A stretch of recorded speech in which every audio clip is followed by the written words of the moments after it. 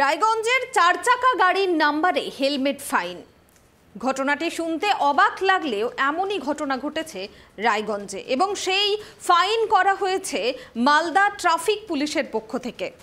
রায়গঞ্জের চারচাকা গাড়ির নাম্বারে হেলমেট ফাইন এবং সেই ফাইন করা হয়েছে মালদা জেলা ট্রাফিক পুলিশের তরফে। এমনই ঘটনার সাক্ষী থাকলেন রায়গঞ্জের বাসিন্দা কৌশিক কুমার দে। জানা গিয়েছে কৌশিক বাবুর স্ত্রীর নামে রয়েছে একটি চারচাকা গাড়ি।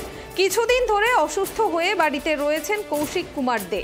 স্বাভাবিকভাবেই গাড়িটিও রয়েছে বাড়িতেই, কিন্তু অভিযোগ সেই গাড়ির নাম্বারে বাইকের ছবি দিয়ে কাটা হয়েছে হেলমেট ফাইন, যা দেখে রীতিমতো অবাক ওই ব্যক্তি এবং তার স্ত্রী।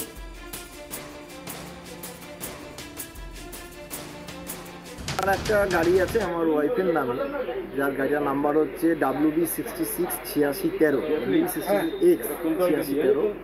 তো হঠাৎ করে দেখি আমার মোবাইলের মধ্যে একটা মেসেজ আসে যে সেটা মালদা ট্রাফিক থেকে পাঠানো হয়েছে, যে সেই গাড়িটার মধ্যে দেখা যাচ্ছে সেই চারচাকা অল্টো কেটেনের মধ্যে তারা বাইকের হেলমেট কেস দিয়ে দিয়েছে। তো আমি তো এটা জানি না যে এটা কেমন করে হয় যে চার চাকার মধ্যে হেলমেটের কেস।